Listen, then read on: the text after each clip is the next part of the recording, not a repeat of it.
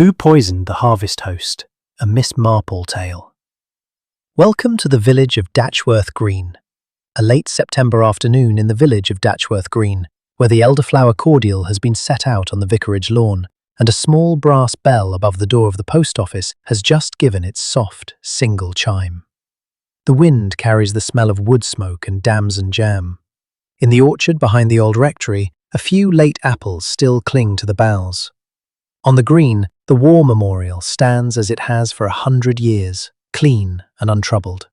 And in the parlour of St Mary Mead, though it is some miles distant, an elderly lady in a pale lavender cardigan is tying up her lettuces, humming softly to herself, and thinking, as she so often does, how very much like human behaviour the garden is. Tonight, however, the village will hold its harvest supper in the tithe barn. There will be lanterns. There will be Mrs Crowther's seed cake. There will be a speech from the new lord of the manor. There will be a harvest crown, plaited from wheat and late roses, set above the barn door. And by morning, one of them will be dead. Section 1. The Crown Above the Barn. The afternoon had that particular quality of English light in late September, when the sun is warm on the shoulders, but the shadows under the hedgerows already carry a faint, premonitory chill. In the village of Datchworth Green, the brasses in St Stephen's Church had been polished to within an inch of their lives by the Ladies' Guild. The bunting had been strung across the lich gate in two discreet loops of russet and ochre, and a smell of cold mutton, vinegar, and Mrs Crowther's celebrated seed cake drifted from the tithe barn like a benediction. The harvest supper was a tradition older than anyone could quite remember. It was held each year on the last Saturday of September to mark the bringing in of the grain, and although the bringing in itself was now mostly done by Mr Josiah Phipps's enormous combine harvester and a small man from the agricultural contractor in Little Maplestead, the supper had kept its old character. The lanterns were lit at dusk. The crown was hung above the barn door. The village drank perry out of pewter tankards and listened, with varying degrees of patience, to a speech by whoever happened that year to be the lord of the manor.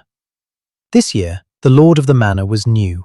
Sir Rowland Venables had inherited the Venables estate only in the spring, after a quiet and largely unlamented death of an elderly great-uncle in Madeira. He had arrived in Datchworth Green in July with his second wife, his 11-year-old son from his first marriage, a personal valet who had been promoted to secretary, the valet's sister who was to be housekeeper, and an enormous quantity of luggage which had, for several days, prevented the post office from opening on time. He was a handsome man of perhaps 50, with the kind of face that one instinctively trusted, square-jawed, slightly weathered, well set about the mouth. He had a pleasant laugh and a habit, when listening to someone, of inclining his head to one side, as if the matter under discussion were a small, bright bird that might at any moment fly away. The villagers had taken to him at once. He had bought a round in the pub on his first evening, sent a side of venison to the vicarage on his first week, and referred, charmingly, but perhaps a shade too often, to the late great-uncle as the old buffer. His wife, Lady Vivian, was another matter. She was younger than Sir Rowland by perhaps 15 years, dark-haired, slender, with the kind of beauty that makes elderly spinsters clutch their reticules a little tighter. She had said very little so far in company. She smiled, but the smile did not always reach her eyes. She had been seen, twice, walking alone in the orchard behind the manor at an hour when most sensible people were having their elevenses. It was on the afternoon of the harvest supper, at perhaps 4 o'clock, that Miss Jane Marple arrived in Datchworth Green for what she supposed would be a pleasant weekend with her niece. Miss Marple was not, on the face of it, a person of consequence. She was elderly, slight, dressed in a pale lavender cardigan and a sensible tweed skirt, and she carried a small leather case embroidered with the initials J.M. in pale pink silks. Her white hair was set in careful waves, her blue eyes were mild, and her mouth had the kind of pursed-up look that one associates with maiden aunts who are very particular about antimacassars.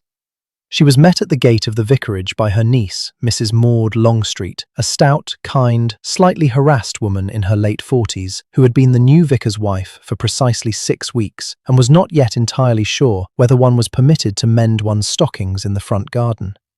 "Aunt Jane, how lovely! We thought you would never come." The omnibus from the station was 20 minutes late, but you have had your tea, I hope. Cyril is just up at the church helping Mr Phipps with the crown. "The crown," said Miss Marple, who had a great fondness for the small ceremonies of village life. "The harvest crown, the wheat and the late roses. We hang it above the barn door before supper. It is a very ancient custom, I am told. There is even a little ribbon at the back, which I am told has a Latin inscription, though I could not read it, the letters are so very small." Miss Marple's blue eyes sharpened, very briefly, and then she was inquiring, with the utmost mildness, whether her bed had a sufficiency of blankets, and whether the mattress in the guest room had been turned, as she had a slight objection to mattresses that had been slept upon by clergy, who she had observed were given to nightmares. She was shown to her room. She washed her hands. She unpacked her knitting, her lavender water, her reading glasses, her copy of Rasselas, and her Daily Mail. She came downstairs again into the small, flagged passage of the vicarage, and it was there that she heard, from beyond the back garden, the sound of a man's voice, Sir Rowland's, raised, for one terrible moment, in something very close to fear. She stepped, without quite knowing why, to the side door. The vicarage garden gave on to a lane, and the lane gave on to the churchyard, and the churchyard gave on to the tithe barn, and there, in the small, cleared space between the lich gate and the barn door, Sir Rowland Venables stood with a letter in his hand. His face was the colour of tallow. His mouth was open. He had not seen her. Beside him, his valet, Mr. Pell, was saying something in a low voice, and Sir Rowland was shaking his head again and again, as if to deny what was being said to him. Then Sir Rowland saw Miss Marple. He pulled himself together with the speed of a man accustomed to being observed. He raised his hat. He smiled his pleasant smile. He apologized, very prettily, for what he called a small contretemps about the seating. Mr. Pell, behind him, folded the letter neatly in half, then in quarters, and slipped it into his breast pocket. Miss Marple inclined her head. She murmured that she quite understood about seating. She went back indoors. She sat down in the parlour, took up her knitting, and observed, with the slightest possible knitting of her brows, that the colour of a man's face, when he has received a letter he did not expect, is a thing worth remarking upon. The harvest crown, she had glimpsed it from the side door, was hanging above the barn door, as it had done for centuries, a heavy plait of wheat and late roses, bound with a long green ribbon, with, at the back, a small curling parchment in a faded brown hand. She began to knit. The shadows lengthened. The lanterns were lit, and at 7 o'clock that evening, the village of Datchworth Green sat down to its harvest supper. Sir Rowland Venables, at the top table, raised his pewter tankard and drank, with great good humour, to the harvest. Section 2. The gossip at the long table. The pewter was warm to the touch, and the perry, drawn from Mr. Phipps's own pressings, had the slight, dangerous sparkle of a drink that has not quite finished working. Sir Rowland Venables set down his tankard with the satisfied air of a man who has, for the moment, all that he requires. He bowed to Mrs. Crowther on his left, who was already arranging the cold mutton with the proprietary tenderness of a woman who has been arranging cold mutton for 30 years. He bowed to Lady Vivian on his right, who lifted her glass to her lips without drinking and set it down again. He bowed, more faintly, to the Reverend Cyril Longstreet, who had said grace in a voice so earnest that the Brussels sprouts had seemed to bow with him. Miss Marple sat further down the table, between Mr. Josiah Phipps and Miss Henrietta Daunt of the Dower House. She had been placed there, she suspected, because she was a stranger and could be relied upon not to embarrass anyone, and she accepted the arrangement with the patience of long experience. "I always say," Mr. Phipps was beginning for the 4th time, "that the perry this year is a touch too sharp. The pears were gathered a week early, but Mrs. Crowther will have it that sharpness is character." "Character," said Miss Daunt, in a voice like a cool slate, "is not, as a rule, what one wants in a drink." Miss Marple smiled into her knitting bag, from which she had extracted, not knitting, but a small pair of lace-edging scissors, with which she was trimming the loose thread from her napkin. She let the conversation wash over her and listened, which is a different thing entirely from hearing. The tithe barn was long and low, and smelled very agreeably of old brick and lavender and the faint, dusty sweetness of the wheat in the crown. The crown itself hung above the entrance, a heavy plait of golden wheat ears bound with a green ribbon and studded here and there with late damask roses that had been coaxed by Mr. Phipps's gardener into a second blooming. From where Miss Marple sat, she could see the back of it, the curling parchment, the faded letters, the small Latin phrase which she could not quite read from this distance, but which she resolved, before the evening was out, to read more closely. The talk went on. It went, as village talk will, in widening circles. From the sharpness of the perry, it moved to the sharpness of the weather. From the weather, it moved to Sir Rowland's great-uncle in Madeira, who had, it was agreed, been a foolish old man to leave everything to a nephew he had not seen for 20 years. From the great-uncle, it moved to Sir Rowland himself. "A very pleasant gentleman," said Mrs. Crowther, with the air of one conferring a knighthood. "Handsome, generous, so different from some." "Ah," said Miss Daunt, and the syllable carried a small, dry stone within it. "Oh, Henrietta," said Mrs. Crowther, "you are not going to begin." "I am not beginning anything, Belinda. I am only remarking that the first Mrs. Venables, Eleanor, was a very different sort of lady." Miss Marple set down her lace scissors. Eleanor. The name fell into the conversation with a small, neat weight, like a thimble dropped onto a flagged floor. "She died, did she not?" said Mr. Phipps, with the careful emphasis of a man who likes to be seen to know. "In Switzerland." "In a clinic," said Miss Daunt, "for her heart, as so many of us, alas, are forced into clinics for our hearts." "A weak heart," said Mrs. Crowther briskly. "There is a great deal of it about." "Her heart," said Miss Daunt, "had been perfectly strong until her marriage." There was a tiny silence. Mrs. Crowther took a very large mouthful of mutton. Mr. Phipps examined the crown as if he had not seen it for some weeks. Miss Marple reached, with the unhurried air of an elderly lady in search of pepper, for the pepper pot beside her plate, and in the motion she allowed her gaze to travel, very quietly, down the long table.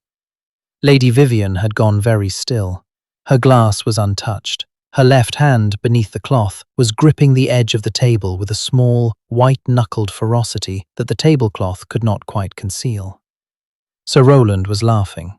He was laughing at something the vicar had said, and the laugh was easy and pleasant and entirely convincing. Beside him, Mr. Pell, the valet secretary, was carving the mutton with the long, careful strokes of a man whose mind is elsewhere. Miss Marple, who had known 3 butlers and 2 ladies' maids in her time, knew that look. It was the look of a man attending to the carving while his thoughts were at the other end of the table, in the small, curtained room behind the parlour, where a bundle of letters lay folded in a breast pocket. "Aunt Jane," said Maud Longstreet from 3 places down, "you are not eating." "My dear," said Miss Marple, "I am observing. It is almost the same thing if one has a small digestion." The speeches began. Mr. Phipps spoke first, because the barn was his, about the abundance of the year. Mrs. Crowther spoke second, because the supper was hers, about the kindness of the parish. The vicar spoke third, because God was his, about the goodness of harvest in general, and the particular virtue of not grumbling about the price of seed cake. Sir Rowland was then called upon to speak, because he was the lord of the manor, and because, in Datchworth Green, one does not sit upon a lord when he has risen to his feet. He rose. He smiled. He began well. He spoke of his late great-uncle, of the honour of the inheritance, of his hope to be a good neighbour. He spoke of the crown above the barn door. He said, charmingly, that a village which still hung a crown in late September was a village which knew what was worth keeping. He said that he intended to be, and here he hesitated for a fraction of a second, a fraction so small that only Miss Marple, who was watching him very closely, appeared to notice, a worthy steward of what had been entrusted to him. He raised his tankard to the company. The company drank to him. Miss Marple, who had lifted her glass of perry to her lips and not drunk, set it down again with the small, careful motion of a woman who has noticed that the glass on her other side has not been touched either. It was Lady Vivian's glass. The first course was cleared. The second course, a pork pie, a dish of braised leeks, a trifle, was brought in. the lanterns guttered in the small draught from the barn door. The crown stirred once, very gently on its hook, as if it had been breathed upon by someone passing beneath. It had, Miss Marple noticed, been brushed ever so slightly by Mr. Pell's shoulder as he carried out the empty mutton dish. And at that moment, with the crown swaying and the trifle being set down, and Lady Vivian's left hand still gripping the edge of the table, a single wheat ear, a long, pale gold stalk, loosened from the plait above, fell, without any sound at all, onto the empty pewter plate that had been Sir Rowland's. Miss Marple saw it fall. No one else did. Section 3. Inspector Bolter and the Crown's Ribbon. The death, when it came, was so very quiet that at first it was mistaken for sleep. Sir Rowland Venables had risen from the long table shortly before 11, thanking the company with the easy grace of a man accustomed to being thanked in return. He had walked to the door of the tithe barn, paused for a moment beneath the crown as if to admire it, and then stepped out into the churchyard to take the air. He had been seen by Miss Daunt, who could not sleep and was at her bedroom window, to lean, briefly, against the lich gate. He had been heard by Mr. Phipps, who was locking the barn, to say, "A touch of the old trouble, I think, the cold." He had been found, an hour later, by the vicar's dog, lying on the flagged path behind the church porch, with one hand still at his breast, and the other flung out, palm upward, as if he had been reaching for something he could not, in the end, name. By midnight, the village was awake. By 1, Dr. Edmund Carow had come and gone, and his face, as he passed the small knot of villagers gathered outside the vicarage, was the face of a man who had seen death before, and was not, this time, entirely certain what he had seen. By 2, a telephone call had been put through to the county police at Little Maplestead, and by 8:30 on the Sunday morning, Inspector Donald Bolter had arrived in Datchworth Green in a dark green Humber and a pair of brown shoes that had not yet been broken in. Inspector Bolter was a long, thin, conscientious man of perhaps 45, with a moustache that he believed gave him authority, and a notebook in which he wrote everything down in a careful, sloping hand. He was not unkind. He was not unintelligent. He was, however, a creature of habit, and his first habit, on arriving at any scene of disturbance, was to begin at the beginning and work slowly outward. He began with the body. Sir Rowland lay on a bier in the vicarage parlour, for want of any nearer mortuary, with 2 church candles at his head and a sprig of rosemary, Maud Longstreet's idea, folded in his hands. His face was composed. His mouth was slightly open. His waistcoat was buttoned. His boots were still laced, and the only outward sign of disorder was a small, dark stain at the corner of his mouth, which Dr. Carow had already wiped away. "A weak heart," said Dr. Carow, when Bolter asked the question. "As I understand it, Sir Rowland had suffered for some years from an irregularity of the pulse. He had been under treatment in town. He had complained, at supper, of feeling a little unwell, but that is hardly unusual at a harvest supper." "He was a man in his prime," said Inspector Bolter, who liked things to be tidy. "He was a man of 52, said Dr. Carow dryly, "which is not, in my experience, quite the same thing. I will send for a specialist if you wish, but in my own opinion, the cause of death is natural, and the sooner we let the poor man rest, the better." Miss Marple, who had been sitting in the corner of the parlour with her hands folded on her reticule, allowed her gaze to travel, very briefly, from the body to the doctor and back again. She said nothing. She had learned, long ago, that a quiet, elderly aunt is the last person anyone thinks to silence. Inspector Bolter was satisfied. He stepped out into the churchyard. He looked at the lich gate. He looked at the path. He looked at the barn. He made 3 pages of notes. He interviewed in turn the vicar, who could only murmur about the strange brevity of life, Mr. Phipps, who said he had heard nothing, Mrs. Crowther, who said firmly that it was the pork pie, and Lady Vivian, who came down to the vicarage in a black coat and a face so pale it made the candles look warm. "My husband," she said, in a voice that was almost a whisper, "was in perfect health. He had been attended by Dr. Carow for years. I do not understand it." "Madam," said Inspector Bolter, "I am very sorry." "He was in perfect health," she repeated, as if by repetition she could make it true. Inspector Bolter took down her words carefully in his notebook. He bowed. He withdrew. He stepped back out into the churchyard, and it was there, beneath the crown still hanging above the barn door, that he encountered Miss Marple. She was examining the crown.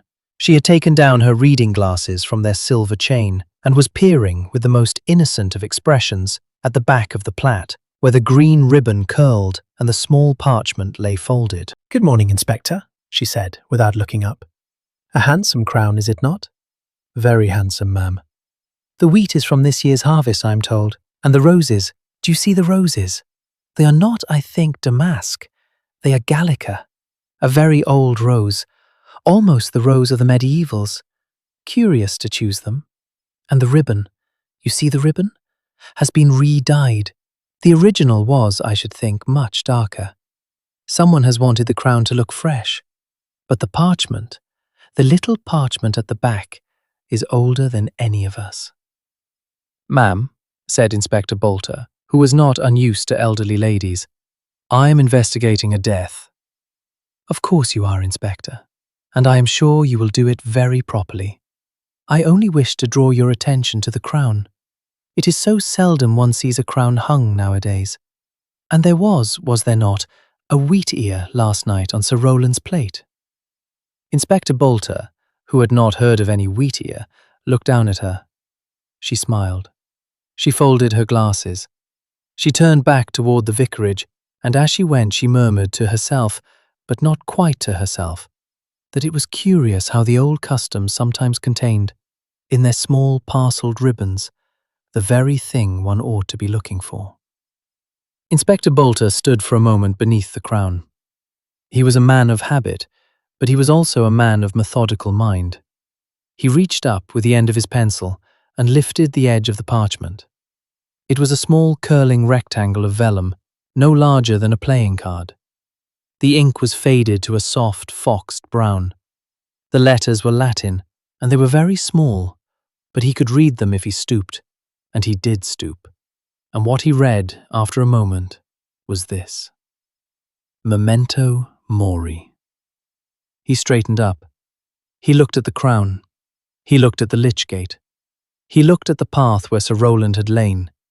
He put the parchment carefully back into place, as if he had never touched it, and walked slowly back to the vicarage to telephone his superiors. Behind him, Miss Marple, who had paused at the vicarage gate, glanced back over her shoulder at the crown. The wheat stirred in the small Sunday breeze. The late roses bowed. The parchment hid its secret once more beneath the green ribbon. She went indoors.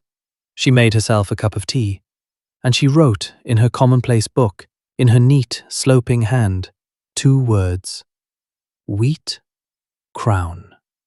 And beneath them, in pencil, very small, Eleanor. Section 4. A most eligible suspect. Inspector Bolter, when he returned from the Crown, was a man with a thought. He did not, of course, have a thought of any consequence. He had a thought of the kind that is built into the training of every county policeman. A thought about money, about the second wife, about the new lord of the manor dead within the calendar quarter of his inheritance. He sat in the vicarage parlour and wrote, in his careful, sloping hand, Motive, pecuniary? And then, after a moment's consideration, he wrote, Suspect, Lady Vivian Venables, younger, recent marriage, will inherit. He was not, in his own small way, a fool. He knew the look of a case. He had been present 11 years before at the inquest on the late Sir Marcus Pell, no relation, as it turned out, to Mr. Frederick Pell, though Inspector Bolter had made a careful note of the coincidence in his book, and he had seen then how the shape of a death is sometimes visible, even to a constable, in the first quarter of an hour. There had been a younger wife then, too. There had been money. There had been the convenient verdict of the heart. He did not, of course, mean to suggest that Lady Vivian had done anything of the sort. He meant only to be thorough. He meant to begin with the person who, on the face of it, had the most to gain, and work patiently outward from there. It was Mrs. Crowther who fanned the suspicion into a small, steady flame. She came to him at the vicarage gate on the Sunday afternoon in her best Sunday coat and her second-best hat, carrying a covered dish of seed cake which she had, she said, brought for the bereaved, though it was generally understood in Datchworth Green that Mrs. Crowther's seed cake went nowhere without first passing through Mrs. Crowther's mouth. "Inspector," she said, lowering her voice, although there was no one within 20 yards, "I do hope you are not letting that poor young woman leave the manor." "Lady Vivian."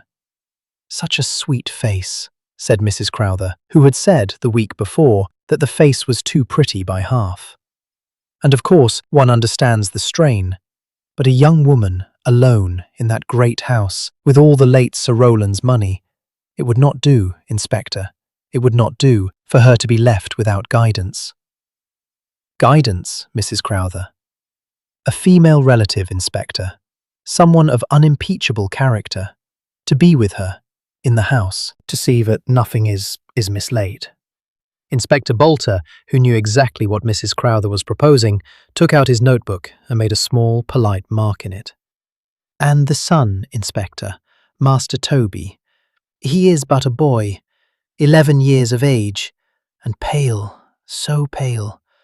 The shock, of course, but he ought not to be left alone with the household arrangements as they are." She lowered her voice again, which had the effect of raising it. "Mr. Pell, Inspector, he is so very attentive, so very quiet, so very much in the house. I do not say anything against Mr. Pell, but a valet, promoted to secretary with the keys to everything, it is not what one would wish in such a household." Inspector Bolter closed his notebook. He thanked Mrs. Crowther for the seed cake. He promised gravely that every care would be taken. He walked afterwards to the manor. The manor was not beautiful. It was a long, square, soot-coloured house of the early Hanoverian period, set behind a ha-ha and a small park of half-dead elms. The windows were curtained. The door was opened after a discreet interval by Gwendolen Pell, the housekeeper, the valet's sister, a thin, careful woman of perhaps 50, in a black dress and a small lace cap, who received him with the composure of a person who has been expecting him since dawn. "Lady Vivian," she said, "is in the drawing-room. She has not slept. She has not eaten. She is, Inspector, she is quite alone in the world, except for her husband, and her husband is dead."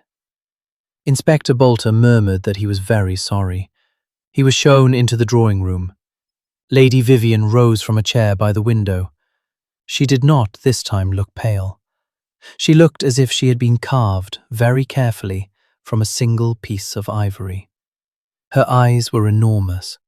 Her hands were folded in front of her, as if she had been told in childhood never to fidget. "Inspector Bolter," she said, "please sit down." He sat down. He explained with the small professional courtesies that he was obliged to ask certain questions. She inclined her head. He asked the first question. "Where were you," he said, "between the hours of 9 and 11 last night?" "I was in the tithe barn," she said, "until a little after 11. I helped Mrs. Crowther to clear the long table. I went to fetch my coat. I came back. My husband was not in his place. I thought he had stepped outside, as he often did. I went home by the vicarage lane with Mr. Pell." "At what time, madam?" "A 11:15, perhaps. I cannot be exact." "And when you reached the manor?"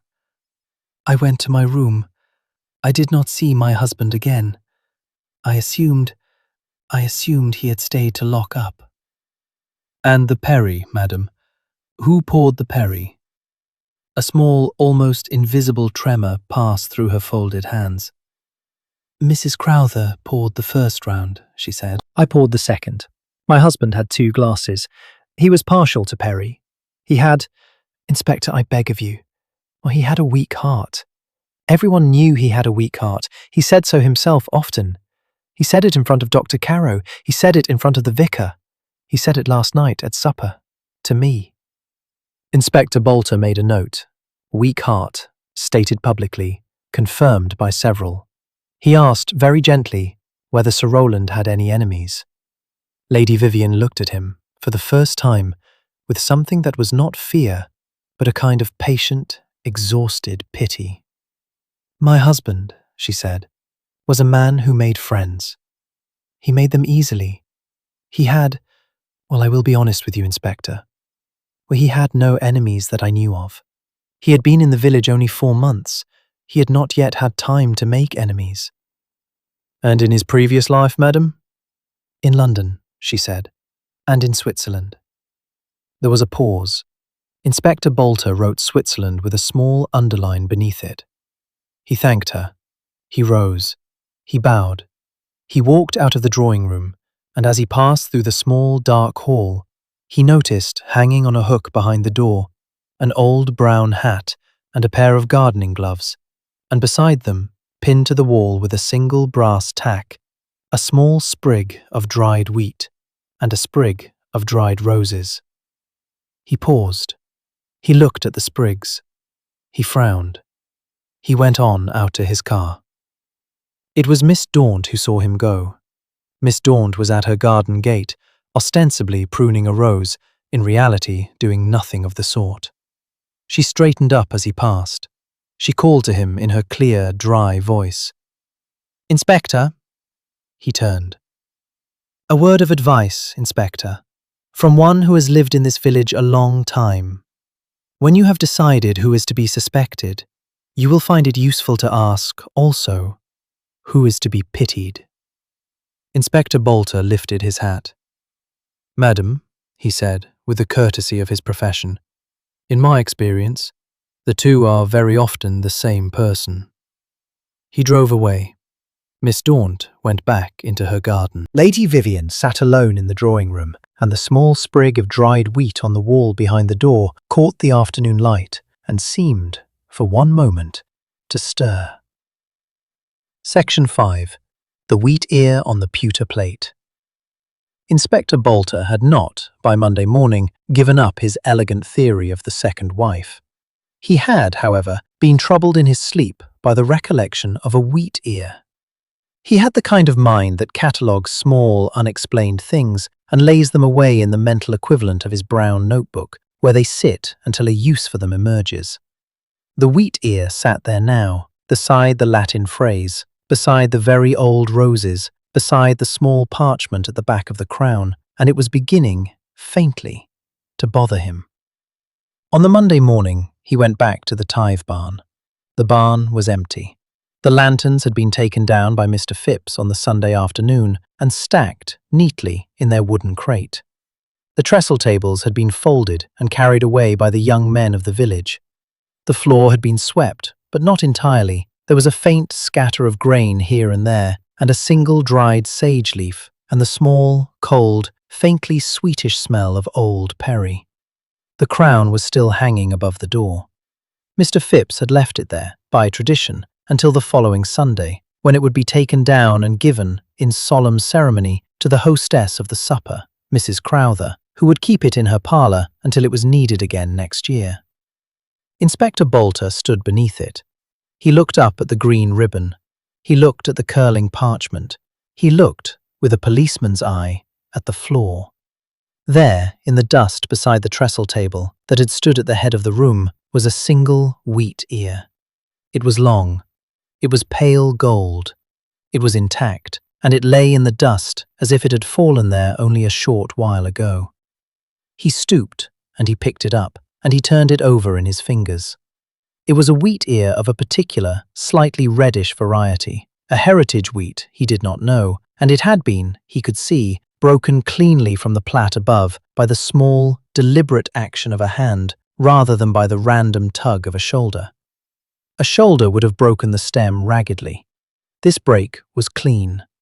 This break was done by someone who knew exactly how to release a wheat ear from a plat without disturbing the rest of the crown. He put the wheat ear into his pocket. He walked slowly around the barn. He found, at the place where Sir Roland had sat, a second wheat ear, lying on the bare boards where the trestle had been. It had been swept, partly, beneath the boards. He could see only the tip of it. He retrieved it. It was the twin of the first. It had been broken in exactly the same way. He went back to his car. He wrote in his notebook, in his careful, sloping hand, 2 wheat ears found in tithe barn. Not random fall, broken cleanly. Wheat variety, unknown, possibly heritage, to be identified. And then, after a moment, he added, possible connection to Crown. Motive? He drove to the agricultural contractor's office in Little Maplestead. The contractor, who was a young man with red hair and a great deal of impatience, told him at once that the wheat was Lammas. He said it was a heritage variety, almost extinct, grown by 1 or 2 enthusiasts. He said, with a short laugh, that the only place he knew of within 20 miles where Lammas wheat was grown was the herb garden of a small country rectory in the next parish. He said it had been planted there, of all absurd places, by the previous rector's wife, who had been a great one for old English grains. A rectory, said Inspector Bolter. The old rectory, in Little Hempston. The new rector is a Mr. Actually, I don't know. He's only been there a month. But the wheat's been there for years. Tall as a man it is. You can't mistake it. Inspector Bolter thanked him. He drove to Little Hempston. The old rectory stood behind a low brick wall and a clump of yew trees that had been allowed to grow, somewhat scandalously, until they obscured the east windows. The garden was largely overgrown. Roses rioted against a tumble-down trellis. Cabbages sat in ragged rows. And at the far end, by the crumbling garden wall, stood a long, dense, rustling block of wheat that was, as the contractor had said, almost as tall as a man. Inspector Bolter got out of his car. He walked along the path. He reached the wheat and looked, with some care, at the lower stalks. Several of them, he saw, had been broken, recently, within the last 3 or 4 days. The breaks were at exactly the height at which a man's hand, reaching casually into the wheat, might take a few ears and go. He reached in himself and broke off a single ear. He held it up to the light. It was identical to the 2 in his pocket. He stood for a long moment in the little overgrown garden, with the wheat whispering around his shoulders and the rector's cat sitting very upright on the wall, watching him. He had by then a problem. The wheat in his pocket was Lammas. The Lammas wheat grew in this garden. The Lammas wheat had been used, it seemed, in some small, deliberate way at the harvest supper. Someone, possibly more than one person, had known where to find it and had known how to take a few ears without being seen. He looked at the garden wall. He looked at the yew trees. He looked at the small, new bright latch on the garden gate, which had been oiled, he thought, quite recently. Someone had been coming here, quietly, in the days before the supper. Someone had been here on the Thursday or the Friday, taking wheat, breaking it cleanly, carrying it away in a pocket. He did not, of course, know yet who. He drove back to Datchworth Green. He went first to the vicarage. He found Miss Marple, who was sitting in the garden in a wicker chair, reading Rasselas and eating a small piece of Mrs. Crowther's seed cake. "Ma'am," he said, the wheat ear you mentioned. Did you, by any chance, see, on the night of the supper, who it was that brushed against the crown?" Miss Marple considered. She set down her book. She adjusted her glasses. She looked, with great gentleness, at the inspector. "I saw Mr. Pell's shoulder touch it," she said, as he carried out the mutton dish, "and I saw the wheat ear fall, afterwards, upon the empty plate. But who put it there, my dear inspector, I cannot, of course, say. A wheat ear is a very small thing. It might have been put there at any time. It might have been placed there by accident. It might have been placed there by intention. It might have been placed there by someone as a clue." "A clue, ma'am?" "To themselves," said Miss Marple mildly. "People are often so careless with clues. They put them where they ought not. They put them on plates. They put them in pockets. They put them in the dust under trestle tables. They do not, as a rule, realize that a small, clean-broken wheat ear, lying where it ought not to lie, is almost as legible as a signature." Inspector Bolter, who had a methodical mind, made a note of this remark, and found, to his surprise, that it was rather more useful than most of the remarks made to him by elderly ladies. He bowed. He went away. He walked to the manor, where he intended, once again, to ask Mr. Pell certain careful questions. He did not get further than the front gate, for standing in the gravel drive was Mr. Pell himself, brushing the brim of his hat with a small silver cloth brush, and beside him, leaning on a pair of silver-handled walking sticks, was Miss Daunt, who had come up from the dower house to return, she said, a borrowed book of pressed flowers. The two of them stood in the small, sharp sunshine, looking at him with the composed courtesy of persons who had been expecting him all morning. "Mr. Pell," said Inspector Bolter. "A word." "Of course, Inspector," said Mr. Pell. "Will you step inside? Gwendolen has just put out the tea." Section 6. Gwendolen's Borrowed Book of Roses. Inspector Bolter sat in the small parlour of the manor and accepted a cup of tea.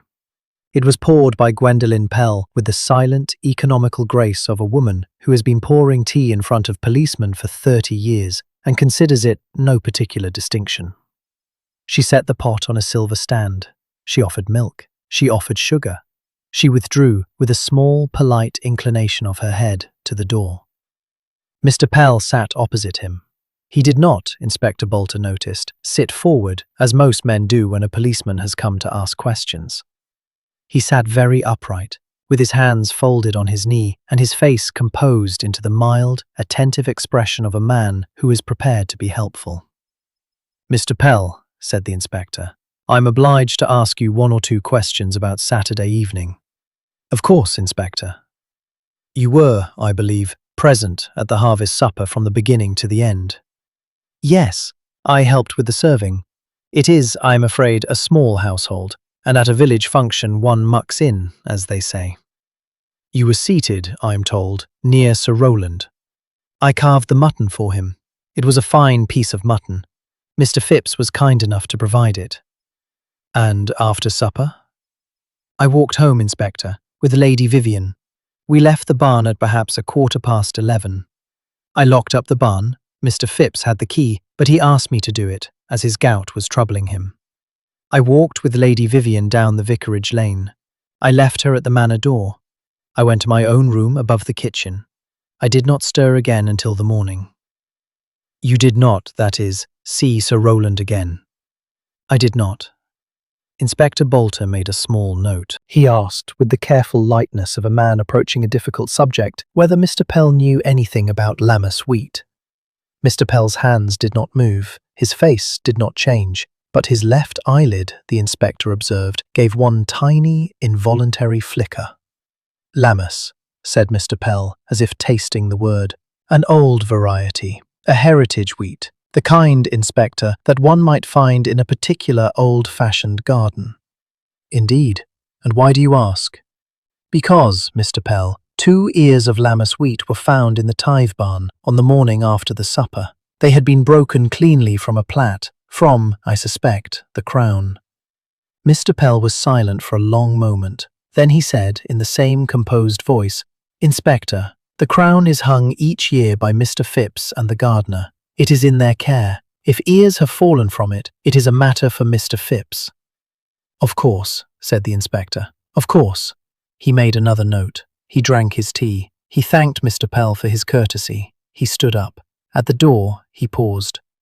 "Mr. Pell," he said, "forgive me, but were you, by any chance, at the old rectory in Little Hempston in the days before the supper?" The silence this time was longer. "No, Inspector," said Mr. Pell. "I have not been to Little Hempston in many years." Inspector Bolter bowed. He went out. He stepped, without quite meaning to, into the small side garden of the manor, where the early roses were giving their last performance of the year, and he stood for a moment looking at the small border where the garden met the ha-ha. There, climbing the low brick wall, was a single, vigorous rosebush he had not seen before. It was not a garden rose, it was a wild rose, a gallica, he thought, though he did not know the name, with deep pink, very fragrant flowers and a thicket of small, sharp thorns. He looked at it. He looked, above it, at the small window of Mr. Pell's room above the kitchen. Then he turned and walked, slowly, back down the drive. He had not gone 10 yards when he encountered Gwendolen Pell, who was crossing the drive with a small wicker basket on her arm. She stopped. She inclined her head. She waited, with the impeccable stillness of a well-trained housekeeper, for him to pass. "Mrs. Pell," he said, "a moment." "Inspector, I understand you are returning a book to Miss Daunt of the Dower House." "I am, Inspector. A book of pressed flowers. Miss Daunt has been so kind as to lend it. She is, as you may know, a great authority on old roses." "Old roses," said Inspector Bolter. "Yes, Inspector. The Gallica, particularly. She says, Miss Daunt says, that a Gallica rose is, in some sense, the rose of the medievals, of the courts of love, of the small, half-hidden gardens behind convent walls." "Behind convent walls." "So she says, Inspector." He let her pass. He stood for a moment, watching the small, upright figure in black cross the drive and go out through the small gate into the lane. She walked, he noticed, with the slight, careful gait of a person whose knees are not what they were, but with the very straight back of a person who has spent a long life in service and has not, on the whole, found it disagreeable. He walked on, down the lane, until he came to the small gate of the Dower House. Miss Daunt was in her garden. She was, in fact, sitting on the low stone wall that bounded her rose garden, with a pair of secateurs in her hand and a small wicker tray of cuttings at her feet. She did not rise when she saw him, but she smiled in her cool, slate-coloured way, and she invited him, without speaking, to sit beside her. He sat. He accepted a sprig of rosemary, which she had placed almost absently in his buttonhole. "Inspector," she said, "you have the look of a man who has been making notes all morning and is not entirely sure what they mean." "Madam," he said, "I have the look of a man who has been making notes all morning and is not entirely sure whether they mean anything at all." She laughed, briefly, and the laugh was not unkind. "Inspector," she said, "I will tell you one thing, because I think you ought to know it, and because I am, alas, an old woman and very soon will not be here to tell you. The first Mrs. Venables, Eleanor, was a great friend of mine. We met, many years ago, at a small convent school in Bruges. She was, I think, the kindest woman I have known. She had, when I knew her, a perfectly strong heart. She returned to England, married Sir Rowland, and within 18 months she was dead in a Swiss clinic of what was called a weak heart. Inspector, a weak heart is not, in my experience, something one catches 18 months after a wedding." Inspector Bolter made no note. He only looked at her. "Miss Daunt," he said, "are you telling me—" "I am telling you nothing, Inspector. I am telling you what I have seen in a long life. I am telling you that when a man marries a kind wife with a strong heart and the kind wife dies 18 months later in a clinic of a weak heart, it is, in my experience, worth asking whether the husband may not, in some small way, have assisted." "Assisted, Miss Daunt?" "There are," she said in her clear, dry voice, "old country remedies that act very slowly upon the heart. Foxglove, for instance. In small doses, it is a tonic. In slightly larger doses, given daily, over months, it produces a remarkable weakness of the pulse. It was a favourite, in the old days, of country wives who wished to be rid of difficult husbands. I do not say, Inspector, that any such thing has occurred here. I only say that it is the kind of thing which a thoughtful wife ought to consider, and which a thoughtful husband ought, perhaps, to fear." Inspector Bolter sat very still on the wall. He thought of the wheat. He thought of the lammas. He thought of the old garden in Little Hempston. He thought of the wheat ear that had fallen, like a small, deliberate signature, on the empty plate of the dead man. He thought, very particularly, of Mr. Pell's left eyelid, and he thought of the words on the parchment at the back of the crown. "Memento mori. Remember, you must die." He thanked Miss Daunt. He rose. He walked back down the lane. The roses in the late afternoon had that small, dusty, exhausted sweetness which is the smell of an English garden at the very end of its season. Section 7. The Second Glass. It was on the Tuesday evening, in the small, lamplit parlour of the vicarage, that the second shock came. Miss Marple was at her knitting. Maud Longstreet was mending a surplice. The Reverend Cyril Longstreet was reading aloud, in the careful tones of a man who had been told that reading aloud was a good thing, from a small, improving book entitled The Shepherd of the Downs. There was a fire. There was a small pot of cocoa. There was, on the side table, the brown paper parcel which Inspector Bolter had left that afternoon, addressed, in his careful, sloping hand, to Miss Jane Marple, St. Mary Mead, care of the Vicarage, Datchworth Green. Miss Marple had not opened the parcel. Miss Marple, who had a great respect for the proper ordering of things, was waiting until Maud had finished her surplice and Cyril had finished his reading and the cocoa was properly cool. She had laid the parcel on the side table with the strict injunction that no one was to touch it until she gave permission. The cocoa was properly cool, the surplice was finished, the reading was concluded. Miss Marple opened the parcel. Inside, wrapped in a sheet of the Little Maplestead Gazette, were two objects. The first was a small glass tumbler, of the kind used at the harvest supper for Perry. It was intact, but it had not been washed. Inside it, dried against the curved glass, was a faint, yellowish smear. The second object was a small, hand-drawn map. It was drawn, in the inspector's careful hand, on a single sheet of notepaper. It showed the manor house, with the kitchen marked, the still room marked, the dining room marked, and, in red ink, a small cross marked X in the larder at the back of the kitchen. Miss Marple looked at the tumbler. She looked at the map. She looked, with her usual mildness, at Maud. "My dear," she said, "I think we shall require the telephone." Inspector Bolter arrived in 20 minutes. He arrived in his brown shoes, which were by now slightly broken in, and with the look of a man who has had a long, difficult day and would prefer, if no one objected, to be allowed to sit down. He sat down. He accepted a cup of cocoa. He told his story. The tumbler, he explained, had been found that morning by the manor gardener, who had been clearing out the cold frames at the back of the kitchen garden. It had been hidden, very carefully, beneath a layer of dead leaves and a sheet of corrugated iron. It had been wrapped, when first hidden, in a clean linen napkin, but the napkin had been pulled aside by some animal, a fox possibly, and the glass had rolled partly out into the leaf mould.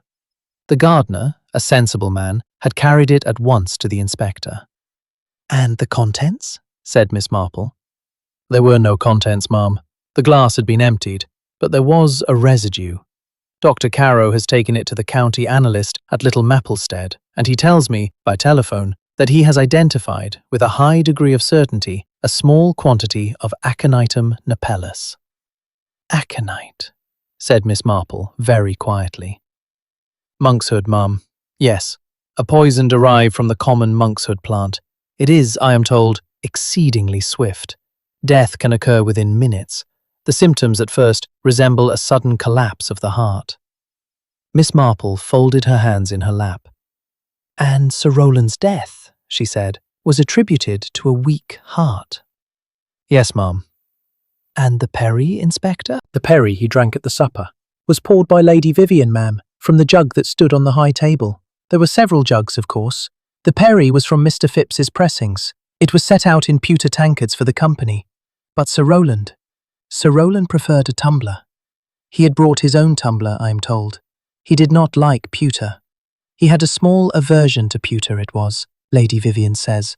An eccentricity of his from his student days." "Student days?" said Miss Marple.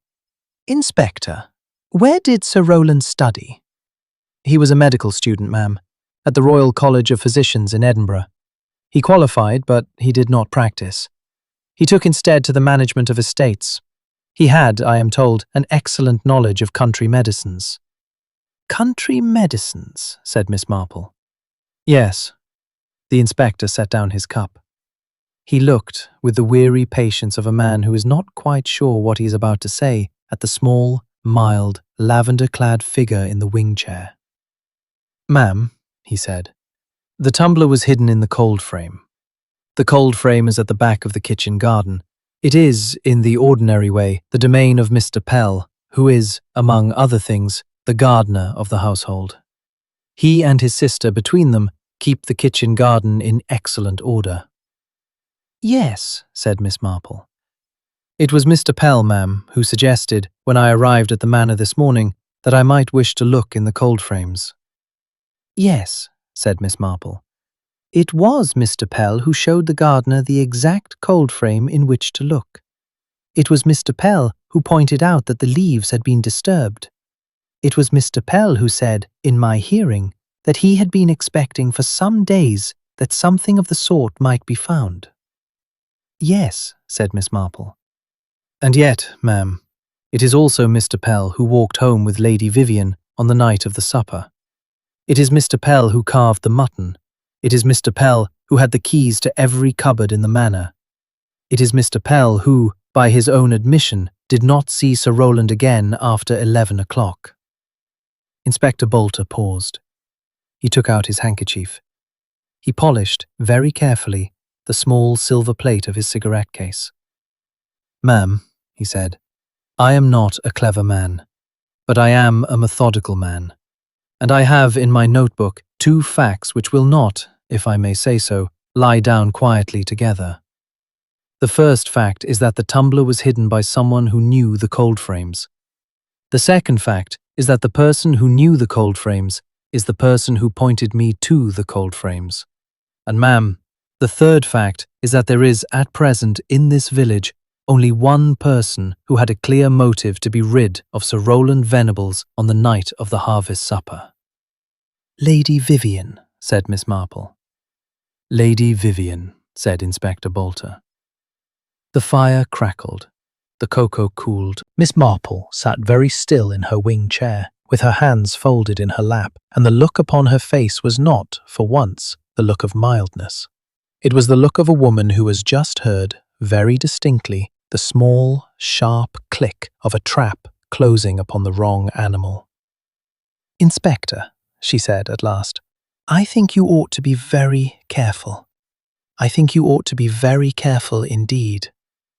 Ma'am, I think you ought to consider very carefully the possibility that Mr. Pell is not so much pointing you to the tumbler as he is pointing you to Lady Vivian. I think you ought to consider that a man who has spent his life in service may, in certain circumstances, find it necessary to protect the household he has served. And I think you ought to consider that a household in which a man has been quietly and with great patience killed may not, after all, contain the murderer you think it contains.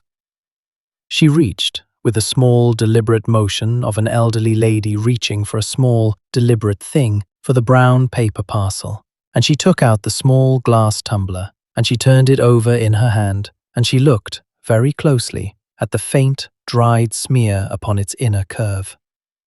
Inspector, she said, this glass was not Sir Rowland's glass. Ma'am? Sir Rowland's glass was a tumbler, yes, but it was a glass with a small chip on the rim. I saw him drink from it on Saturday night. This glass has no chip. This glass is whole. She set it down with great care upon the side table. Inspector, she said, you have been given a glass. You have not yet been given Sir Rowland's glass. And I think, Inspector, that until you are given Sir Rowland's glass, you ought to be very careful indeed who you allow to give it to you. Inspector Bolter sat for a long moment with his hands upon his knees. He did not speak. The cocoa cooled, the fire burned low. Maud Longstreet looked with the helpless apprehension of a woman who is only just beginning to realize that her aunt is not, after all, quite the muffin-making creature she had supposed, at the door of the parlour. At last, Inspector Bolter rose. He picked up his brown paper parcel. He picked up the tumbler. He picked up the small map. Ma'am, he said, I am very much obliged. He bowed. He left. He drove away down the vicarage lane, into the small dark of the autumn evening, with the brown shoes and the careful notebook and the small, methodical mind of a man who has just been told, very politely, that he has not yet understood what he is looking at. Miss Marple sat on. She did not, for once, take up her knitting. She sat with her hands folded, and she looked at the fire, and she thought about wheat, and roses, and a crown, and a small curling parchment, and a Latin phrase. And she thought, very particularly, about a man who had spent his life in service, and a woman who had died 18 months after her wedding, and a glass, which was not the glass of the man who was dead. Section 8. A cup of tea for Mr. Pell. On the Wednesday morning, Miss Marple sent a note to the manor. It was written in her careful, sloping hand on a sheet of pale blue notepaper, and it ran as follows. Dear Mr. Pell, I am giving a small tea at the vicarage on Thursday at 4 o'clock to meet a few of the new parishioners. Lady Vivian has, I am told, not been well enough to come out, but I wonder if you and your sister would do me the very great kindness of coming. Maud will put out the wedding cake, and I have some of the bishop's wife's damson jam. Yours most sincerely, Jane Marple. The note was delivered by the vicar's boy, who came back with a small, polite acceptance from Mr. Pell, and a separate, even smaller note from Gwendolen, who said she would be honoured. On the Thursday, at 3:45, Miss Marple sat in the small front parlour of the vicarage and rearranged with great care the teacups. She set out 4 cups, though she had invited only 2. She set out on the silver tray a small dish of the bishop's wife's damson jam, and a small dish of Mrs. Crowther's seed cake, and a small plate of buttered scones, which Maud had made that morning, slightly too pale, and which Cyril had eaten 3 of in the kitchen, with the embarrassed air of a man who knows he ought not.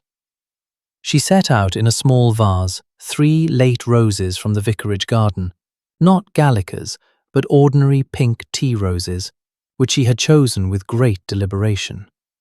She set out on a separate plate a single wheat ear, taken from the small sheaf that Mrs. Crowther had sent up from the barn. She did not, of course, tell anyone why. Mr. Pell and his sister arrived at 4 precisely. He was in his usual dark coat. She was in her usual black dress. They brought, between them, a small basket of greengages from the manor garden and a card of condolence for the vicar, which they handed to Maud with the silent, practiced courtesy of a household that has done this sort of thing many times before. They sat. They were given tea. Miss Marple poured with her own hand. She poured, Miss Marple observed, 2 cups for Mr. and Mrs. Pell, 1 for Maud and 1 for herself. She set the cups on the table. She passed the scones. She passed the seed cake. She passed the damson jam. And then, with the slow, absent-minded air of a woman who has just remembered something, she set the small plate with the wheat ear down upon the table, between Mr. Pell and the teapot. He did not move. His cup did not pause on its way to his mouth. His sister, who had been reaching for the seed cake, completed the reach, took a slice, and laid it upon her plate. But his hands, Miss Marple, who was watching his hands over the rim of her own cup, saw it clearly. His hands did a very small thing.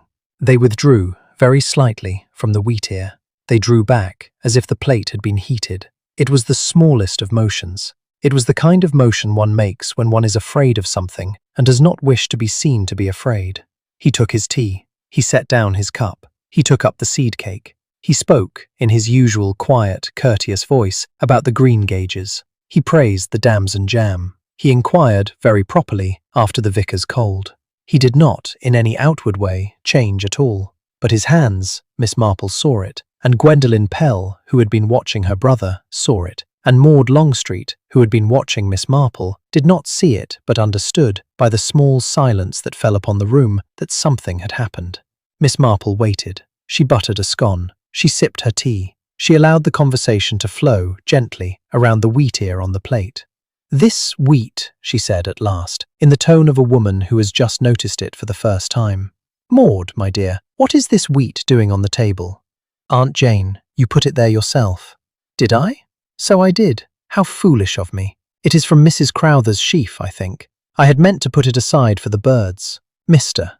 Pell, you will think me very careless. A wheat ear at the tea table. It is hardly the thing." Mr. Pell inclined his head. "Ma'am," he said, "wheat is a very common object in this village at this time of year." "Ah, but is it common, Mr. Pell? Wheat is, if I remember my botany, a very particular thing. There are many sorts of wheat, as there are many sorts of roses. Some are old, and some are new. Some are grown in fields, and some, I am told, are grown in particular little gardens where they ought not, perhaps, to be grown at all. She looked very gently at him. Do you know anything about lammersuite, Mr. Pell? The silence in the room was the silence of a held breath. Lammas, said Mr. Pell. It is a heritage variety, I am told, grown only in 1 or 2 places.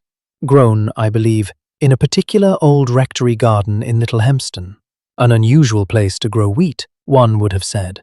But then, the old rector's wife was a great one for old English grains. And the new rector? Is there a new rector, Maud? Aunt Jane, I do not know. I have never been to Little Hempston. No, my dear, neither have I. But Inspector Bolter has. And Inspector Bolter has brought back a small ear of lammersuite in his pocket, and he has put it into his notebook, and he has written, in his careful, sloping hand, that someone has been breaking off ears of lammersuite from the rectory garden in the days before the harvest supper. And he has asked himself, I do not doubt, who might have known how to find that garden, and who might have known how to break a wheat ear cleanly, and who might have carried 2 ears of lammersuite in a pocket to the harvest supper, and set them, for what reason I cannot imagine, upon the empty plate of the lord of the manor. She sipped her tea. I have asked myself the same question, Mr. Pell, and I think I know the answer, but I do not, as yet, know why. Mr. Pell set down his cup. He looked, for the first time, directly at Miss Marple. He did not, in that look, confess. He did not, in that look, deny. He did not, in that look, ask for mercy.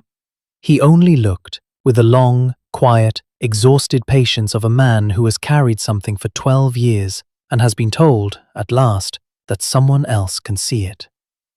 Ma'am, he said, you are very kind. He rose. He helped his sister to her feet. He thanked Maud for the tea. He bowed to Miss Marple. Ma'am, he said at the door, the lammersuite grows in the old rectory garden. It has grown there for 30 years. It was planted there by my mother. Miss Marple set down her cup. Your mother, Mr. Pell? My mother was the wife of the old rector of Little Hempston. She was a great one for old English grains, and for old English roses. She was a great one, ma'am, for many things which have, in this village, been quietly forgotten. He bowed again. He went out. The door closed behind him. Gwendolen, who had been standing very still, looked at Miss Marple. There were tears on her cheeks. My brother, she said very softly, has carried something for 12 years. He has carried it, ma'am, as a soldier carries a wound. He has carried it, and he has borne it, and he has not, until Saturday night, allowed it to be set down. She turned. She went out after her brother. Miss Marple sat on. She did not, for a long moment, take up her tea. She sat with her hands folded in her lap, and the wheat ear lay upon the table between the teapot and the seed cake, and the late roses in the small vase bowed their heads. And Miss Marple, who had not in many years been given to tears, found, to her own considerable surprise, that she was crying. Section 9. The Letters in the Locked Study. On the Friday morning, Miss Marple sent a second note. This one was addressed not to the manor, but to Inspector Bolter, and it requested, in terms of the most exquisite politeness, the loan of his notebook for an hour. Inspector Bolter, who by now had begun to regard Miss Marple with the awed respect of a man who has been quietly, repeatedly, and invariably outthought by an elderly lady in a lavender cardigan, sent it back by the vicar's boy, with a covering letter in which he begged her to keep it as long as she wished. Miss Marple kept it until luncheon. She then sent it back, with a small note in pencil. Dear Inspector, if you would care to call at 4, I think I may be able to help you with the small difficulty of Sir Rowland's glass. And I think, though I cannot be certain, that you may wish to bring with you a small gentleman from the County Record Office who is accustomed to the inspection of old documents. Yours, etc., Jane Marple. Inspector Bolter arrived at 4 o'clock in company with a small, bespectacled man named Mr. Tibbs, who was, in fact, from the county record office and who carried, in a small leather case, a number of small, careful instruments for the opening of locked drawers. They were shown by Maud into the small front parlour where Miss Marple sat waiting with her hands folded and a small silver paper knife laid across her knee. "Inspector," she said. "Mr. Tibbs, how very kind. Maud, my dear, I think we shall require the brougham, and I think, also, that we shall require, although I say it with hesitation, the vicar." "The vicar, ma'am?" "Cyril has a particular talent, Inspector, for the opening of locked doors. He learned it, I am sorry to say, as a boy, when he was locked into the parish chest at his father's church.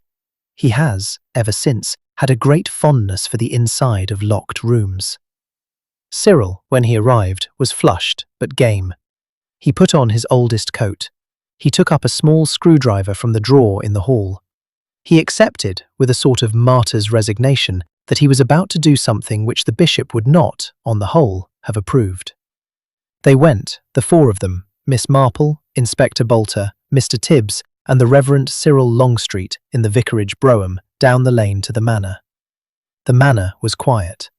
Mr. Pell, Miss Marple had been informed that morning by Gwendolen, had gone to the station to meet an old friend. Gwendolen herself was upstairs, laying out the linen. Lady Vivian was at the Dower House, taking tea with Miss Daunt. Master Toby was in the schoolroom, doing his Latin. The house, in short, was almost entirely empty.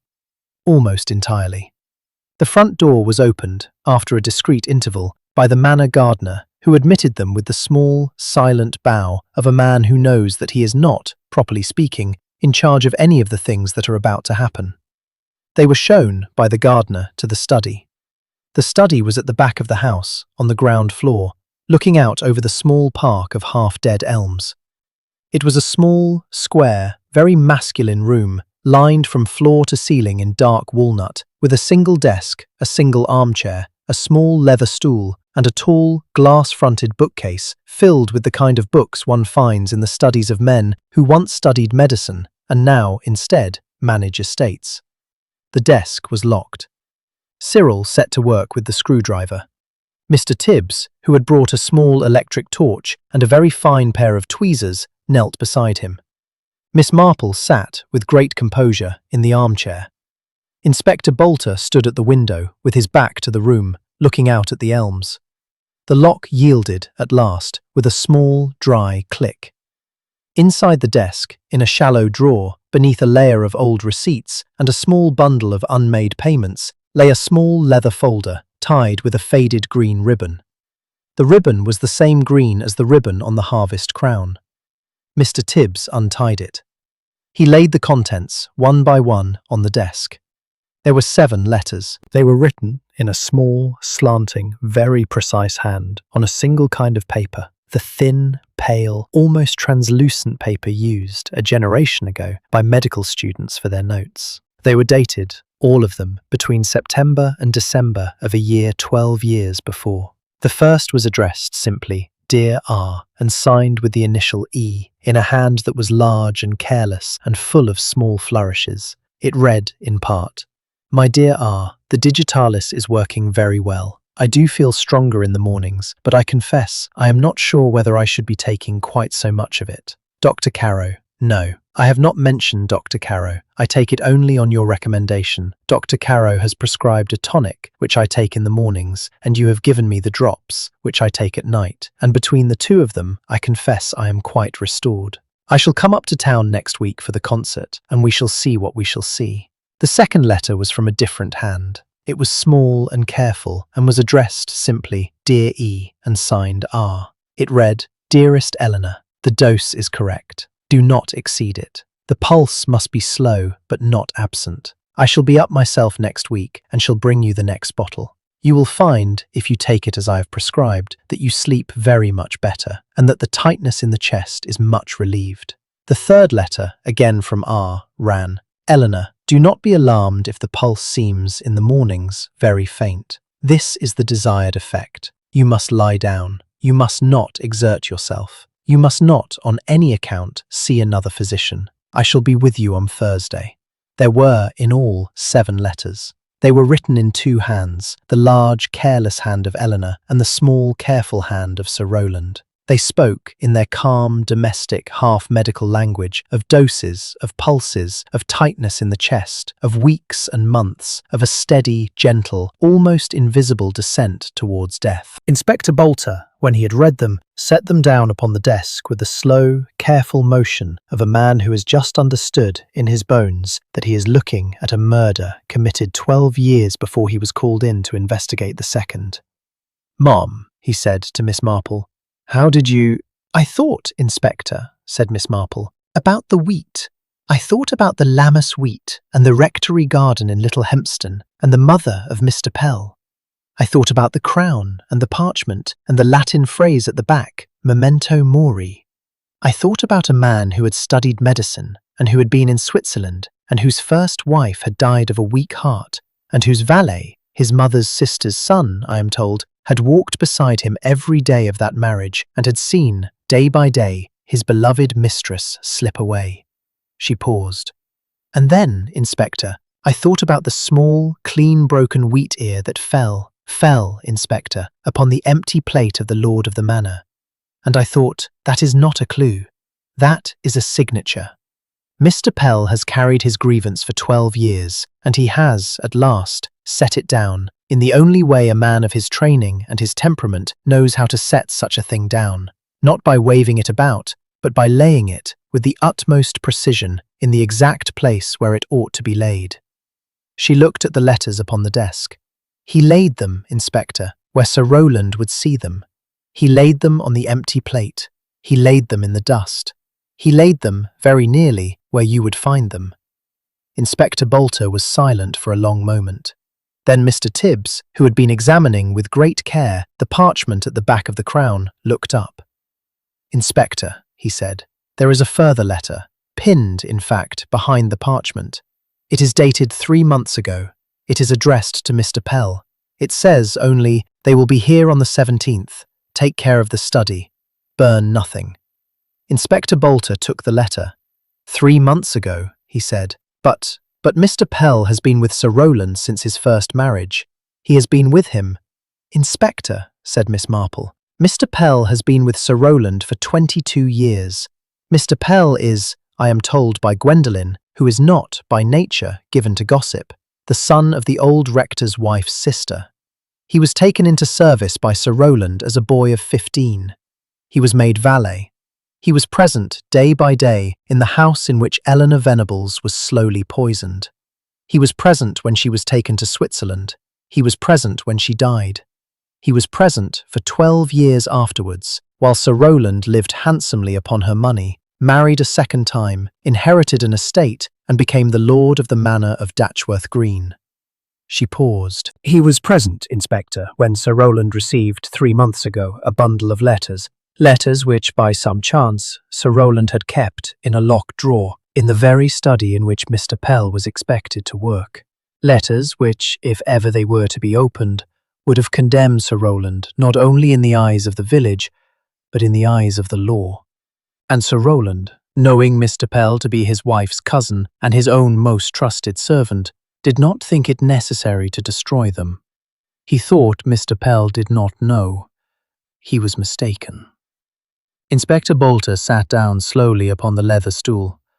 "Ma'am," he said, "Mr. Pell has confessed." "Mr. Pell," said Miss Marple, "has not confessed. But he will. He will, Inspector, because he is a man of honour, and because he has set down the burden he has been carrying for 12 years, and because he wishes, with the very last of his strength, to set it down properly. And he wishes it set down in front of the man he has, for 22 years, served. And he wishes it set down in front of the woman he has, for 12 years, mourned." She looked, with the small, careful courtesy of an elderly lady who has said all she means to say, at the letters upon the desk. "I think, Inspector," she said, "you ought to bring him here. I think you ought to bring him here this evening with his sister, and I think you ought to let him speak." Inspector Bolton nodded. He stood up. He gathered the letters with the small, reverent care of a man handling evidence in a case he has only just begun to understand. He bowed to Miss Marple. He bowed to the vicar. He went out with Mr. Tibbs into the small park of half-dead elms. Miss Marple sat on, alone, in the small, masculine, very quiet study, with the late afternoon light coming in at the window, and the smell of old leather and old paper, and the faint, dusty sweetness of the Gallica roses outside in the garden. She thought, for a long moment, of nothing at all. Then she reached, with the careful motion of an elderly lady reaching for a small, particular thing, into her reticule, and she took out her commonplace book, and she wrote, in pencil, very small, at the foot of the page where she had already written wheat. Crown. Eleanor, a final line. Monkshood. From the old rectory garden. Mr. Pell's mother taught him the herbs. And beneath it, justice, done by a servant, for a mistress, 12 years. She closed the book, she rose, she went out into the small park where Inspector Bolter was waiting in his brown shoes to take her home to the vicarage for her tea. Section 10. The Small, Devastating Truth. The brougham carried Miss Marple and Inspector Bolter back to the vicarage in the small, sharp twilight of late September. Mr. Tibbs had been left, by previous arrangement, at the corner of the lane with the 7 letters in his leather case and a promise that he would be back at the manor by 6:30. Cyril Longstreet had walked on ahead, in something of a daze, to warn Maud that they would be wanting the long parlour and a great deal of tea. In the brougham, Miss Marple did not speak.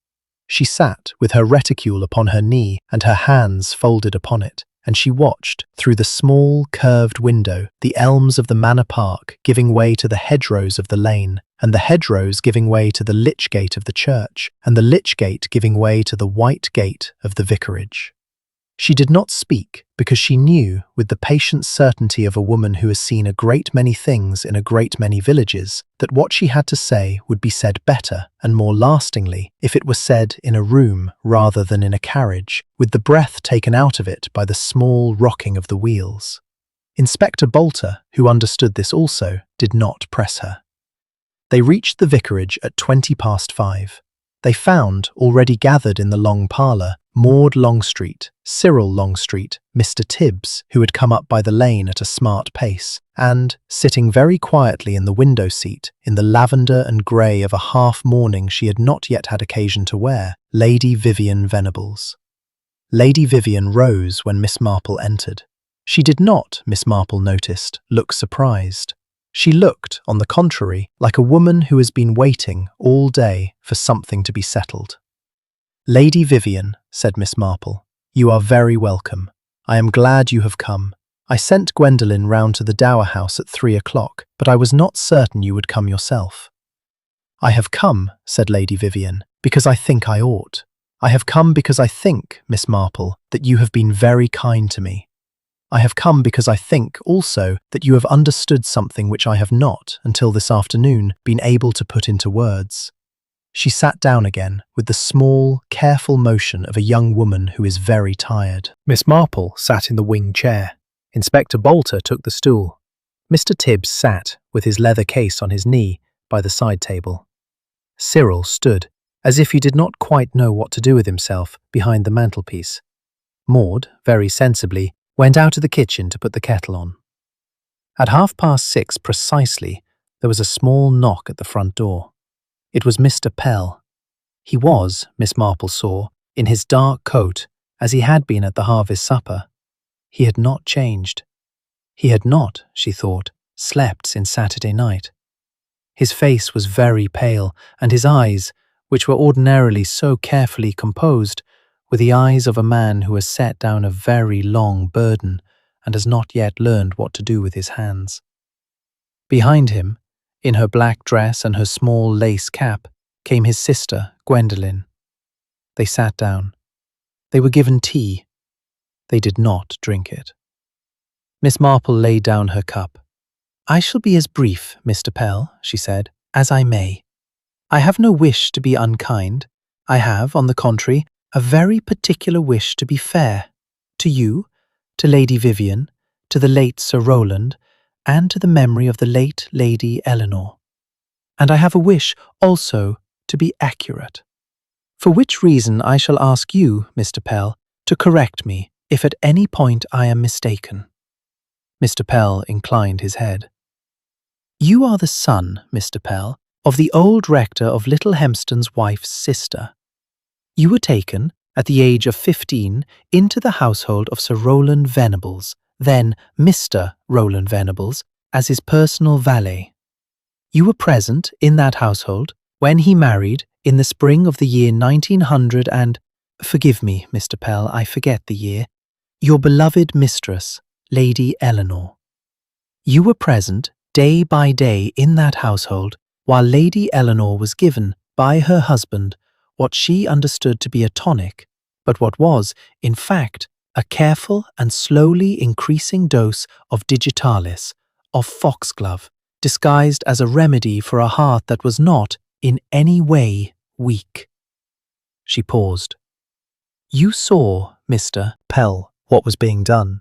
You could not, at the time, prove what was being done. You watched your mistress decline. You accompanied her, at Sir Rowland's insistence, to the Swiss clinic. You were with her when she died. You received, with the other mourning clothes, a small black tie and a small packet of her letters, which she had left, by will, to your care."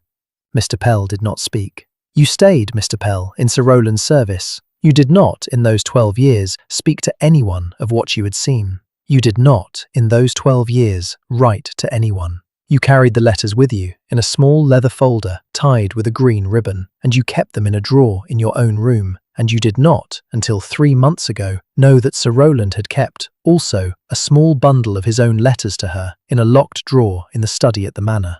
Mr. Pell set down his cup. "3 months ago," said Miss Marple, "Sir Rowland received a letter. It was a letter from a fellow student at the Royal College of Physicians in Edinburgh, a letter which informs Sir Rowland, in the most cordial terms, that the writer was preparing, for a small medical society in Edinburgh, a paper on the cardiac effects of small repeated doses of digitalis, and that he had been searching, in his old files, for some case histories to illustrate the paper. He had found, he said, 2 letters from a former student, written many years ago, in which the former student described, with a charming exactness, the daily administration of a digitalis tonic to his own wife. He proposed, he said, to include these letters, redacted of course, as an appendix to the paper. He gave, in the letter, the date of the paper and the date of its presentation, and he added in a postscript that he was coming down, the following week, to visit his old friend, and to take him to lunch at the manor. Mr. Pell, for the first time, raised his eyes. "He received it," said Mr. Pell, very quietly, "in the porch of the tithe barn. On the afternoon of the harvest supper, I saw him turn white."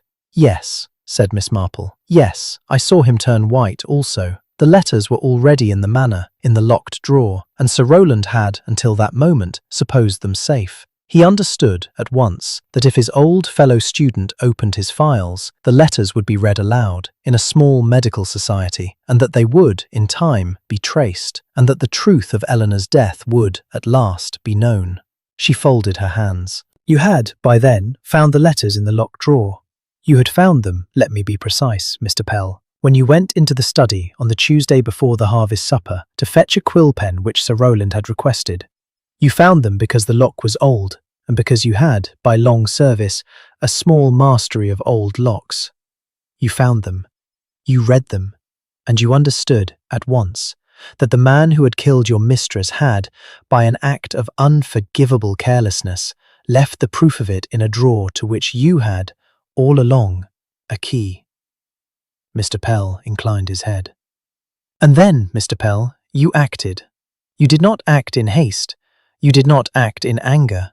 You acted as you had been trained to act, with patience, with method, and with the small private ceremonies of a man who has been brought up by his mother in an old rectory garden to know the herbs and the roots and the country ways of doing things." She looked at him. "You went on the Thursday to the old rectory garden in Little Hempston, your uncle's garden, which is still, although he is dead, in your mother's keeping. You broke, with the long, clean stroke of a man who has been taught to harvest herbs, 3 ears of lammas wheat. You took, from the back of the border, where the monk's hood grows beside the old brick wall, a small twist of root. You dried it in your room at the manor, in the small still room off the kitchen. You reduced it, with the careful patience of a man who has spent his life in service, to a powder. You folded the powder into a small twist of paper, and you carried it in your breast pocket to the harvest supper. Inspector Bolter made no note. He only listened. At the harvest supper, Mr. Pell, you sat at the head of the table, carving the mutton for Sir Rowland. You helped, with the easy grace of a long-serving valet, to clear the long table. And at the moment when Mrs. Crowther rose to give her speech, and the lanterns were guttering in the small draught from the barn door, you stepped, with your mutton dish in your hand, behind Sir Rowland's chair. And you let your shoulder brush very gently against the crown above the door, so that a single ear of wheat, a lammas ear, of the kind that grows in your uncle's garden, fell, with the smallest of soft sounds, upon Sir Rowland's empty pewter plate. Mr. Pell closed his eyes. It was a signature, Mr. Pell. Not the signature of a thief, not the signature of a madman, the signature of a man who has, at last, gathered evidence sufficient to act. And it was also, Mr. Pell, a last courtesy, the courtesy of a servant who wishes his master to know, before he dies, by whose hand. You wished him to see, you wished him to recognize, you wished him to understand that the wheat he had brushed off his plate in his careless way, in the years gone by, was the same wheat which his valet's mother had sown in the same old rectory garden, all those years ago, in the long summers of his first marriage. She paused. And then, Mr. Pell, when the speeches were ended and the lanterns were being trimmed, you reached, with the same careful patience, into your breast pocket. You took out the small twist of paper. You tipped the powder into Sir Rowland's tumbler. You stirred it with the small silver stirrer that Lady Vivian had been using for the perry, and you set the tumbler down again upon the table. And you walked out into the churchyard, and you waited in the shadow of the lich gate, and you watched Sir Rowland raise the tumbler to his lips, and you watched him drink. The room was very quiet. And Sir Rowland did drink, Mr. Pell, and he set the tumbler down, and he smiled as he had smiled all evening, and a few minutes later he stood up and walked to the door of the tithe barn and stepped out into the churchyard, and he leaned briefly against the lich gate, and he said, "A touch of the old trouble, I think, the cold." And he walked on, down the flagged path, until his heart failed him, and he fell, and he was found, by the vicar's dog, with one hand at his breast and the other flung out, palm upward, as if he had been reaching for something he could not, in the end, name. Mr. Pell did not move. And you, Mr. Pell, walked home, with Lady Vivian, down the vicarage lane. You left her at the manor door. You went to your own room above the kitchen, and you did not, until the morning, allow yourself to look at the small, dried smear upon the inside of the tumbler you had hidden the night before in the cold frame at the back of the garden. She folded her hands.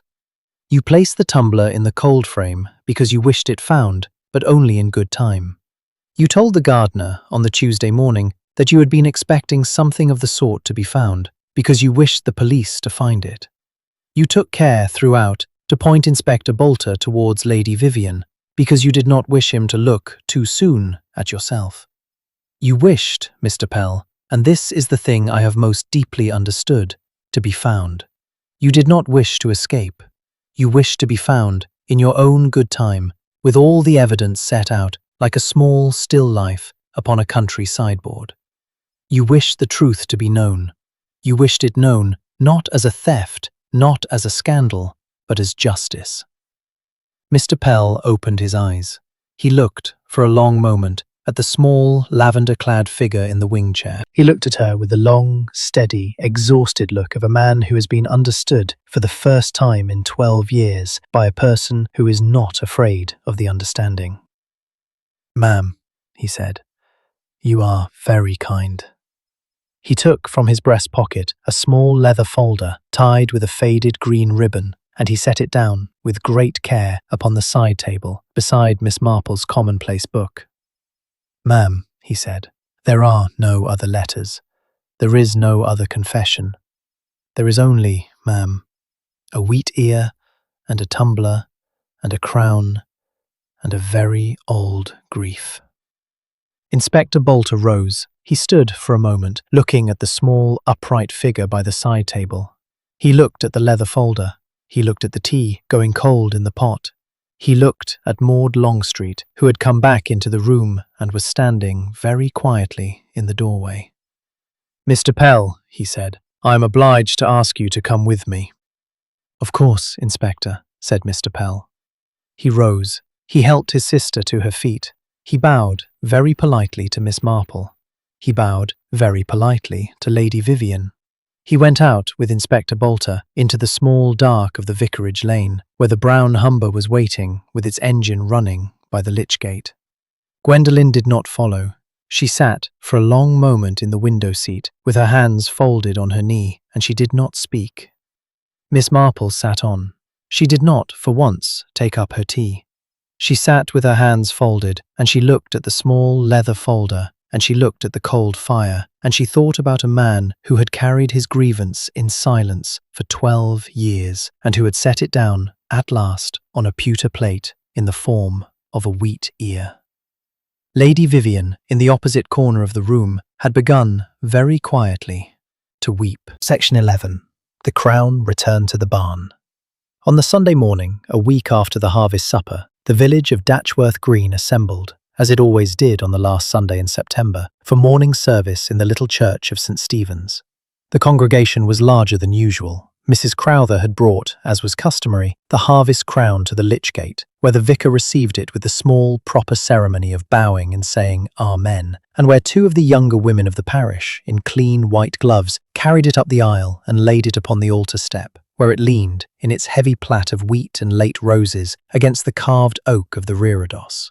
The crown had been mended. This was the first thing the village noticed. The wheat had been carefully re-plaited. The ribbon had been re-dyed. The small curling parchment with its Latin phrase had been carefully re-tied. But the roses, and this was the second thing the village noticed, were no longer the damask roses of Mr. Phipps's gardener. They were, every one of them, Gallica roses, deep pink, very fragrant, with a thicket of small, sharp thorns that pricked, very gently, the white gloves of the young women as they lifted the crown. No one said anything. The village, in its quiet way, understood. The Reverend Cyril Longstreet preached that morning on the text Memento Mori, remember thou must die. He preached it, Miss Marple observed from her pew in the corner, with the small, careful earnestness of a young man who has just spent a week in the company of a murder, and who has come to understand, for the first time, that the old phrases of the liturgy are not, as he had supposed, decorative, but literal. He preached also on the text, Greater love hath no man than this. He did not, of course, name Mr. Pell. He did not, of course, explain. He only preached, with a slight, uncharacteristic tremor in his voice, on the love of a servant for his mistress, and on the long, patient, sometimes terrible duties that such a love entails. Miss Marple listened. She did not, this Sunday, take out her knitting.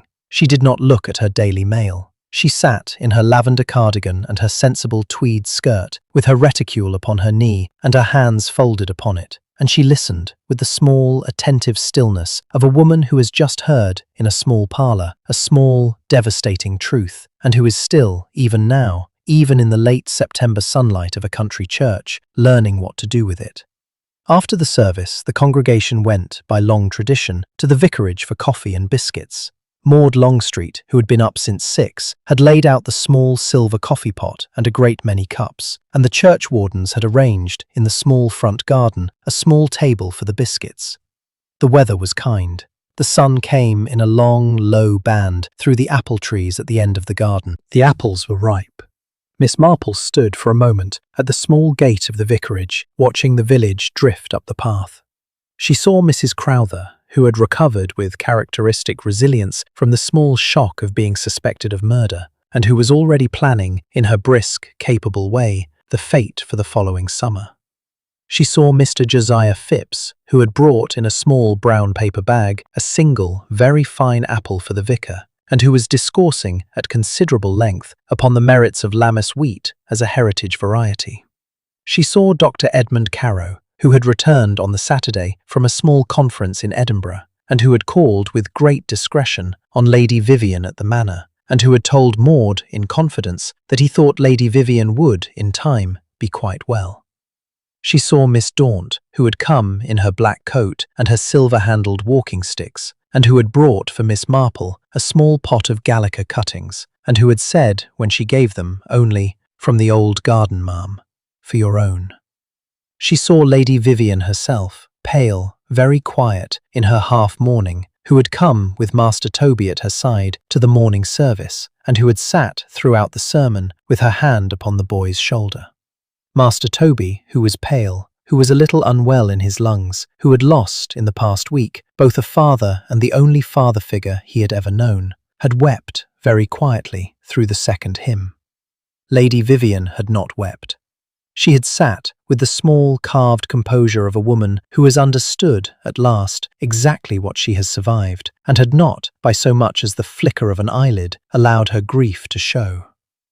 Miss Marple saw Inspector Bolter, who was not, of course, in his uniform, and who had come, in his brown shoes, now, at last, properly broken in, to pay his respects to the vicar. He bowed very politely to Miss Marple. He did not speak of the case. He spoke only of the apples, and of the weather, and of the small, satisfactory way in which the Lammas wheat in the old rectory garden had been, by the new rector's orders, left standing. "He has promised, ma'am," said Inspector Bolter, "to harvest it himself in the proper old way, with a small sickle, and to bind it into sheaves for the church." "Very proper," said Miss Marple. "Very proper indeed." She went indoors. She took, from the side table in the parlour, the small leather folder tied with a faded green ribbon. She did not, of course, open it. She had opened it once, in the small hours of the Sunday morning after the reveal, and she had read, very carefully, the 7 letters, and she had put them back in their proper order with the small, reverent care of a woman handling things that were not, in any proper sense, hers. She had then put the folder in her reticule, and she had carried it, that morning, to the church, and she had laid it, for a moment, upon the altar step beside the crown. The crown was still there. It would, by tradition, be returned, that afternoon, to the tithe barn, where it would hang, in its new form, above the door, until the next year's harvest supper. Miss Marple carried the folder out into the garden. She sat down in the small wicker chair beneath the apple tree. She opened her reticule. She took out, not the folder, but her commonplace book. She opened it at the page where she had written, in pencil, very small, the words wheat, crown, Eleanor, and the words monkshood. From the old rectory garden. Mr. Pell's mother taught him the herbs, and the words justice, done by a servant for a mistress. 12 years. She took, from the back of the book, a single pressed Gallica rose. It had been given to her that morning by Miss Daunt with the small, dry instruction, "For your book, ma'am, for remembering." She laid the rose very gently between the pages. She closed the book. She held it for a long moment in her lap. Then she rose and she walked slowly down the vicarage path and out through the small gate and up the lane to the tithe barn. The barn was empty. The lanterns were stacked. The trestle tables were folded. The crown was being carried by the 2 young women in the white gloves from the church down the lane in a small procession, with the vicar at its head and the church wardens behind. Miss Marple stood at the lych gate and watched them come. The crown was lifted with great care onto the hook above the barn door. It hung in its new form, wheat replatted, ribbon re-dyed, parchment re-tied, roses all Gallica in the small, sharp sunlight of the late September morning. It stirred very gently in the breeze. The Gallica roses bowed their heads. The small thorns pricked, very faintly, the white gloves of the young women as they let go. Miss Marple looked at the crown for a long moment, then she turned and walked, slowly, back down the lane to the vicarage, where Maud had laid out, on the small table in the garden, a fresh pot of coffee and a plate of Mrs. Crowther's seed cake.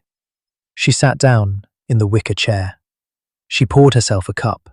She took a small piece of seed cake. She ate it, slowly, with the small, contented attention of an elderly lady who has been given a great deal to think about, and who proposes, with the help of coffee and cake, to think about it properly. The apple tree dropped, very gently, a single ripe apple at her feet. She bent, with the careful motion of an elderly lady, and picked it up. She polished it on the sleeve of her cardigan. She held it for a moment in the palm of her hand. It was a very small, very red, very perfect apple. It was, she thought, the exact size and weight of a wheat ear. She set it down on the table beside her cup. She took up her commonplace book. She wrote in pencil, very small, at the very foot of the page. The crown is hung again. The wheat is plaited. The roses are Gallica. The thorns are very small, but they are there. And beneath it, in the smallest handwriting of which she was capable, remember. She closed the book. She drank her coffee. The sun moved very slowly across the small vicarage garden. The apple tree bowed. The seed cake was, as always, a little dry. And somewhere, in a small stone cell in the county town, a man in a dark coat sat, very quietly, on a small wooden stool, with his hands folded upon his knee, and his face composed into the mild, attentive expression of a man who has set down a very long burden, and who is, for the first time in 12 years, at peace. The end.